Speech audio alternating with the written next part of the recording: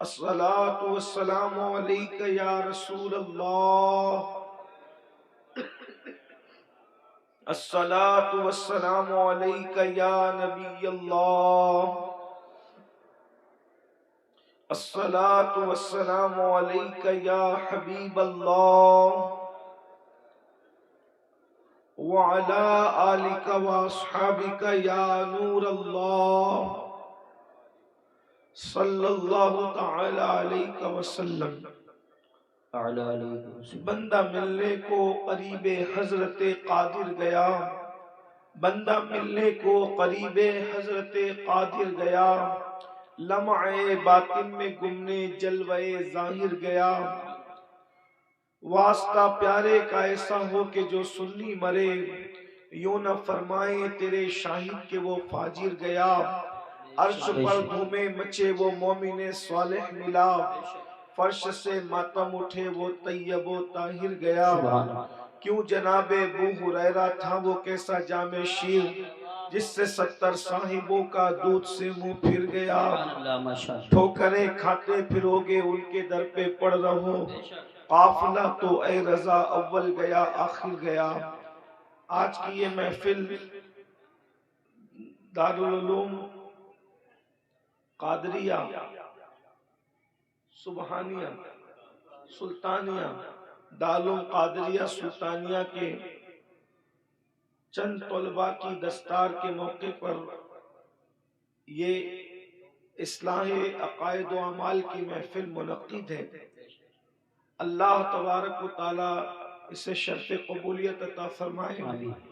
مجھ سے پیشتر بہت سارے علماء، خطبہ اور دانشوروں کے خطابات آپ نے سماعت کیے ہیں، میں سب کے نام سے واقف نہیں، البتہ مجھ سے پیشتر غالباً آپ نے ہمارے بھائی حضرت مولانا سید محمد قادری صاحب سے ان کا خطاب سماعت فرمایا۔ یہ عاشقان رسول کی ہزاروں کی محفل جس میں بہنیں بھی اور آپ بھی حاضر ہیں، جو خطیب آیا اس نے یہی رونا رویا کہ میری قوم بے راروی کا شکار ہے۔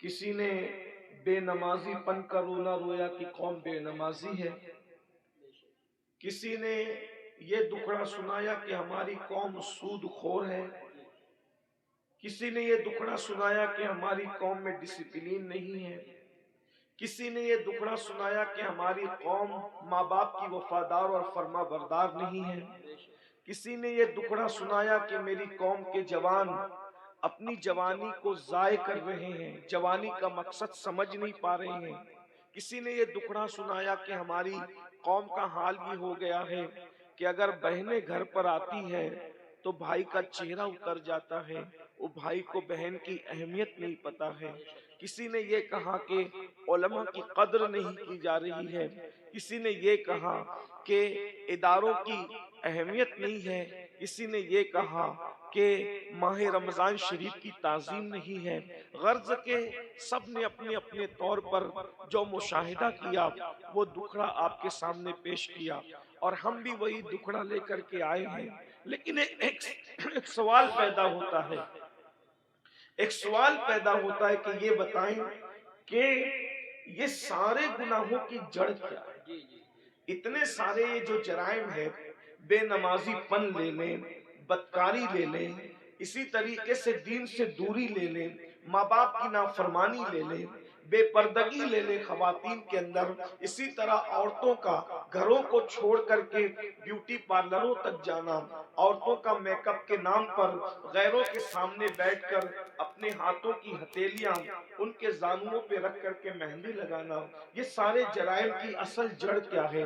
تو مجھے جو سب کچھ سمجھ میں آتا ہے مختصر میں وہ یہ کہ ہماری قوم کے پاس جو علم ہونا چاہیے، جو ایجوکیشن ہونا چاہیے، جو معلومات ہونی چاہیے، وہ ان کے پاس نہیں ہے۔ ہماری قوم بے راروی کا جو شکار ہے، اس کی سب سے بڑی وجہ یہ ہے کہ ان کے پاس علم نہیں ہے، ان کے پاس تعلیم نہیں ہے۔ یاد رکھیے ساری برائیوں کی جڑ علم کا نہ ہونا ہے، تعلیم کا نہ ہونا ہے۔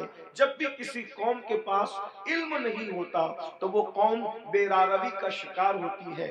آپ خود دیکھیں، آئیے میں آپ کے سامنے علم کی برکت رکھنا چاہتا ہوں، بہت توجہ کے ساتھ آپ سنیں۔ اللہ کے رسول علیہ السلام جب زمین پہ تشریف نہیں لائے تھے تو اس وقت مکے ہی کی حالت صرف دیکھ لیں۔ ابھی میں پوری دنیا کی بات نہیں کرتا، ابھی پوری دنیا کا ذکر نہیں کرتا، صرف ایک شہر مکہ المکرمہ کا ذکر کرتا ہوں۔ ذرا غور کریں، مکہ المکرمہ کون سا شہر ہے جسے قرآن کہتا ہے وَمَن دَخَلَهُ كَانَ آمِنًا، کہ جو اس میں داخل ہو گیا وہ امن میں آ گیا۔ امن والے شہر کو کتنی گنڈا گردی کا سامنا تھا، اللہ اکبر۔ جو شہر امن والا تھا، جو شہر حرم ہے، جہاں کی گھاس اکھاڑنے کی اجازت نہیں، جہاں کے جانوروں کو ستانے کی اجازت نہیں، جہاں جانور سائے میں بیٹھ جائے تو اس کو اٹھانے کی اجازت نہیں، جہاں جانور کو دھمکانے کی اجازت نہیں، جہاں جانوروں کے جنگلی جانوروں کے انڈوں کو توڑنے کی اجازت نہیں، اللہ اکبر، جہاں اللہ اکبر اہل احرام پر حرم میں شکار کرنے کی اجازت نہیں، ایسے حرم کے اندر لوگ اپنی بیٹیوں کو اپنے ہاتھ سے زندہ دفن کر رہے تھے۔ حدود حرم کے اندر، بالکل حرم کے سامنے، ایک تو حرم وہ ہے، ایک تو حرم وہ ہے جس کو اللہ و رسول نے حرم کے طور پر حدود مقرر کی ہے، لیکن ایک تو مسجد حرام ہے، یعنی حرم میں بھی جو بہت اعلیٰ درجہ رکھے اسے مسجد حرام کہتے ہیں۔ بالکل مسجد حرام کے سامنے اپنی بیٹیوں کو اپنے ہاتھوں سے زندہ دفن کر رہے تھے۔ اللہ اکبر، مائیں اپنے بچوں کو گود میں شراب پلا رہی تھی، جیسے آج بچے نہیں سوتے تو ماں نیند کی دوا پلاتی ہے، اس دور میں جب اللہ کے رسول تشریف نہ لائے تھے تو مائیں اپنی گود میں اپنے بچوں کو شراب پلایا کرتی تھی۔ زنا کا حال یہ تھا، اگر زنا کرنے کوئی عورت نہیں ملتی تو لوگ اپنی ماؤں کے ساتھ زنا کر لیا کرتے تھے۔ اتنی گندگی تھی کہ ایک ایک عورت کئی کئی مردوں کے ساتھ اپنا رشتہ اور تعلق رکھا کرتی تھی۔ اللہ اکبر، ذرا غور کریں اس گندے ماحول میں جبکہ جانوروں کے ساتھ بدکاری ہو رہی ہے، ماں کے ساتھ بدکاری ہو رہی ہے، ماں کی گود میں شراب پلائی جا رہی ہے، اللہ کے گھر پہ 360 بت رکھ دیے گئے ہیں، ننگے ہو کر کعبے کا طواف کرتے ہیں، عورتوں کو منحوس سمجھتے ہیں، بیواؤں کو منحوس سمجھتے ہیں، بیواؤں کے ساتھ بدسلوکی کرتے ہیں، کمزوروں پہ ظلم کرتے ہیں، کمزوروں کا مال کھا جاتے ہیں۔ جب اللہ کے رسول تشریف لائے، اللہ کے رسول علیہ السلام نے اتنا گندا ماحول دیکھا تو ماحول دیکھنے کے بعد حضور علیہ السلام نے ان کے سامنے نماز کی بات نہیں کی۔ ذرا میں توجہ چاہتا ہوں آپ سب کی، اہل منبر کی بھی توجہ چاہتا ہوں، ذرا غور کریں ماحول کتنا بگڑا ہوا تھا۔ حضور علیہ السلام نے پہلے دن نماز کی بات نہیں کی، پہلے دن روزے کی بات نہیں کی، پہلے دن حج کی بات نہیں کی، پہلے دن زکوٰۃ کی بات نہیں کی، پہلے دن صدقے کی بات نہیں کی۔ اتنے گندے ماحول میں اللہ کے رسول جو سب سے پہلا حکم لے کر کے آئے وہ کیا تھا؟ اتنے گندے ماحول میں سب سے پہلا جو حکم لائے وہ کیا تھا؟ تو قرآن کہتا ہے اقرا بسم ربک الذی خلق خلق الانسان من علق۔ اللہ اکبر، اندازہ فرمائے اس گندے ماحول کے اندر حضور سب سے پہلے علم کی بات لے کر آئے، پڑھو لکھو پڑھو لکھو، کیونکہ حضور جانتے تھے جس دن ان کو پڑھنا لکھنا آ گیا اس دن ان کی زندگی بدل جائے گی۔ اور اللہ کے رسول علیہ السلام اللہ کی کتاب لے کر کے آئے، اللہ کے رسول ہمارے نبی کتاب لے کر آئے، ہمارے نبی صاحب کتاب نبی ہے، صاحب کتاب پیغمبر ہے، صاحب کتاب رسول ہے۔ اور کون سی کتاب لائے؟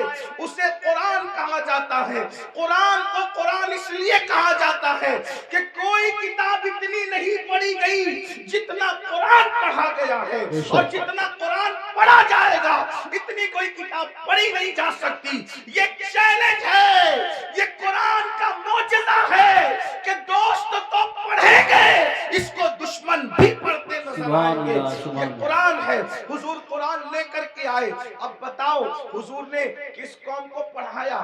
نماز کا عنوان اپنی جگہ، انکار نہیں. روزے کا عنوان اپنی جگہ، انکار نہیں. حج کا عنوان اپنی جگہ، انکار نہیں. زکات کا عنوان اپنی جگہ، انکار نہیں. حضور نے پہلے پڑھایا، عرب کے جاہلوں کو پڑھایا، عرب کے بوریا نشینوں کو پڑھایا، عرب کے بکریوں کے لے جانے والے جنگلوں میں بدوؤں کو پڑھایا. اور جب پڑھایا تو انقلاب کیا آیا؟ دیکھو علم کا انقلاب کتنی جلدی آتا ہے. یاد رکھنا ہر انقلاب کو آنے میں ٹائم لگتا ہے.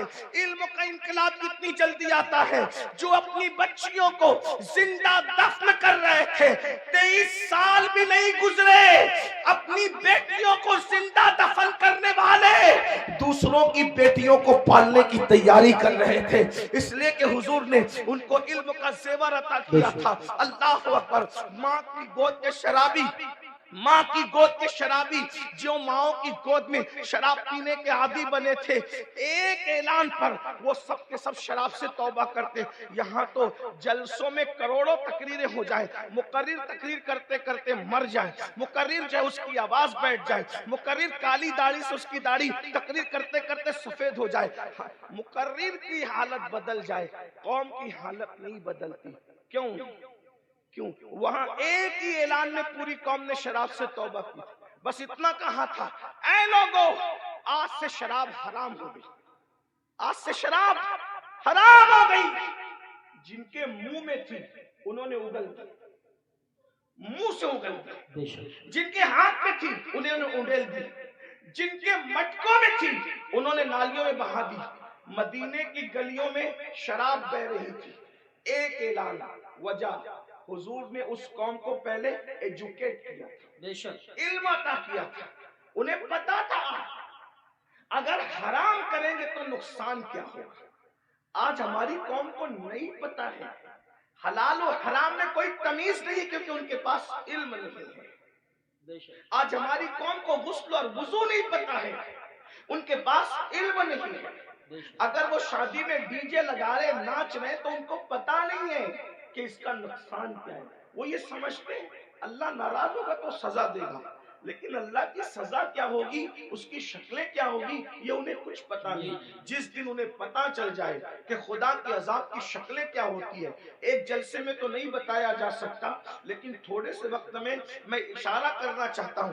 جس دن پتا چل جائے نا میرے بھائی کہ خدا کے عذاب کی شکلیں کیا ہوتی ہے، تو بندہ قدم اٹھانے سے بھی پہلے سوچے گا کہ میں یہ قدم اٹھاؤں کہ نہیں اٹھاؤں. آج ہماری قوم کو بس اتنا پتا ہے کلمہ پڑھ لیا ہم مسلمان ہو گئے، گوشت و انڈا مچھلی کھاؤ اور ہم مسلمان ہیں، جمعہ 2 رکعت پڑھنے چلے جاؤ ہم مسلمان ہیں، عید میلاد النبی آئے تو جلوس میں شرکت کرو ہم مسلمان ہیں، محرم آئے تو محرم کی محفلیں سجا لو ہم مسلمان ہیں، اسی طریقے سے 11ویں آئے تو غوث پاک کی نیاز کر لو ہم مسلمان ہیں، چھٹی آئے تو اجمیر شریف والے سرکار کا ذکر کر لو ہم مسلمان ہیں، سفر کا مہینہ ہے تو ساری قوم مل کر کے بریلی شریف کے قریب رہتے ہیں اس سے اعلیٰ حضرت میں شریک ہو جائے ہم مسلمان ہیں. لیکن پتہ ہی نہیں ہے، تقاضا نہیں ہے کہ اسلام کیا کہہ رہا ہے، ہم سے کیا کہہ رہا ہے، اللہ ناراض ہوگا تو کیا کرے گا، کس طریقے کی کا عذاب دے گا، اس کے عذاب کی شکلیں کیا ہوگی. قرآن کہتا ہے ان عذاب ربک لواقع ما لہ من دافع، بے شک تیرے رب کا عذاب واقع ہو کر رہے گا. اور جب اللہ تجھے عذاب دینے کا فیصلہ کر لے تو اس وقت اللہ کے عذاب سے تجھے کوئی روک نہیں سکے گا. ان بطش ربک لشدید، تیرے رب کی پکڑ بڑی سخت ہے. لوگ سمجھتے ہیں اللہ کریم ہے مولانا ہمیں معاف کر دے گا، بے شک اللہ کریم ہے، اللہ رحیم ہے، اللہ ستار ہے، اللہ غفار ہے. لیکن کیا آپ کو یہ خبر ہے جن کی شکلیں قرآن کہتا ہے کہ سور کی طرح ہو گئی، جن کی شکلیں قرآن کہتا ہے کہ بندر کی طرح ہو گئی، ان کے بارے میں آپ نے قرآن پڑھا؟ یہی تو ہے کہ قرآن نہیں پڑھا، سب کی کتاب پڑھی، رب کی کتاب نہیں پڑھی. کہانی کس سے پڑھے، قہقہوں کی کتاب پڑھی، سیریل دیکھے، ہنسنے ہنسانے کے سیریل دیکھے، رونے رلانے کے سیریل دیکھے، اللہ کی کتاب نہیں پڑھی. اللہ کی کتاب اٹھا کے پڑھو تو اس غیور خدا کی غیرت پتہ چلے گی. تم کیا سمجھتے ہو گناہ کرنے والوں، خدا کے غضب کو چیلنج کرنے والوں، کیا سمجھتے ہو جن کی شکلیں قرآن کہہ رہا ہے کہ ہم نے سور اور بندر کی طرح کر دی تھی؟ وہ کون لوگ تھے؟ وہ پٹھان کے بچے تھے، وہ مغل کے بچے تھے، وہ شیخوں کے بچے تھے، کس کے بچے تھے؟ تو یہ پتا ہے کس کے بچے؟ وہ مغل نہیں تھے، وہ پٹھان نہیں تھے، وہ شیخوں کے بچے نہیں تھے، جن کی صورتیں اللہ نے سور اور بندروں کی طرح کی وہ انبیاء کی اولاد میں سے تھے۔ اللہ قرآن اٹھا باضابطہ ان کا نسب پہلے بیان کیا، وہ بنی اسرائیل تھے۔ اور بنی اسرائیل کون ہے؟